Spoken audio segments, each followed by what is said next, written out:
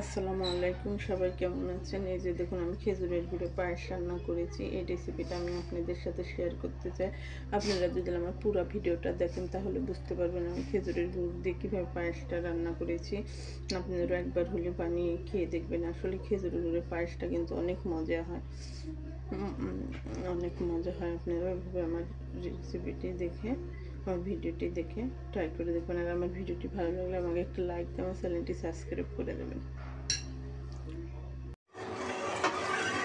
এই যে দেখুন, আমি এখানে চুলায় 1.5 কেজি দুধ বসিয়ে দিয়েছি। এই দুধটা দিয়ে আমি খেজুরের গুড় দিয়ে একটা পায়েস রান্না করবো। সেই রেসিপিটা আমি আপনাদের সাথে শেয়ার করব।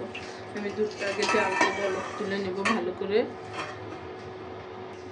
দুধটা যখন বলক আসবে তখন এর মধ্যে আমি এখানে একটা তেজপাতা নিয়েছি, 2 টুকরা দারচিনি নিয়েছি, 4টে এলাচ নিয়েছি। এটা আমি এভাবে দিয়ে দুধটা একটু ভালো করে জালতে নেব আগে।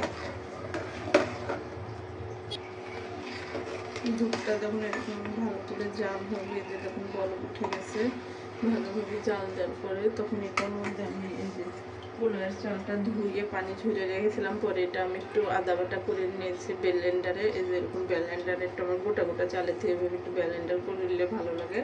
এখন আমি এই জন্য চালটা এখানে দিয়ে দিলাম। দিয়ে এখন কিন্তু এটা আমার অনবরত নাড়তে হবে। এটা হলো যে রেখে দেওয়া যাবে না, রেখে দিলে নিচ দিয়ে লেগে যাবে।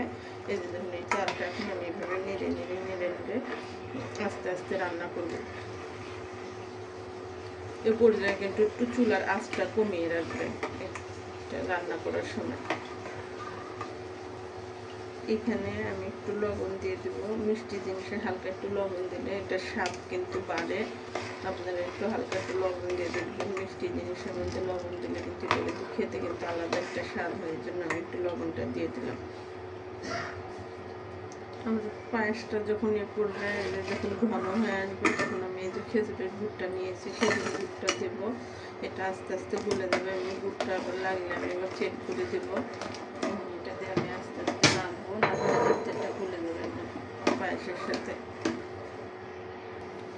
যখন পায়েসটা আপনার এই পর্যায়ে হয়ে আসবে, তখন একটু এখানে একটু এই যে পাউডার দুধ দেবো। পাউডার দুধটা দিলে পায়েসের কিন্তু অনেক মজা হয় পায়েসটা খেতে। এই জন্য আমি এরকম চামচ দিয়ে, এই যে চামচ দিয়ে 2 চামচ পাউডার দুধ দিয়ে দিলাম। এটা এখন নাড়তে নাড়তে আমার পাউডার দুধটা মিশে যাবে পায়েসের সাথে। এখন আমি পায়েসের মধ্যে কয়েকটা কিশমিশ দিয়ে দেবো। দেখুন, কিশমিশগুলো আমি ধুয়ে নিয়েছি।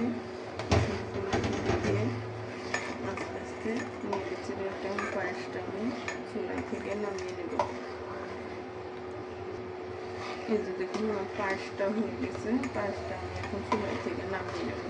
নামিয়ে নিয়ে আপনাদের দেখাবো পায়েসটা কত সুন্দর হয়েছে।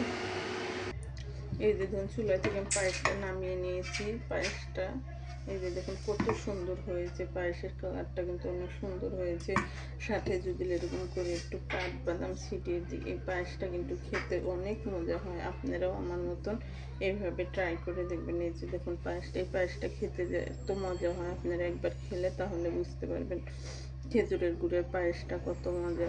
আমার ভিডিওটি যদি ভালো লাগে আমাকে একটা লাইক দিয়ে আপনারা আমার চ্যানেলটি সাবস্ক্রাইব করে দেবেন।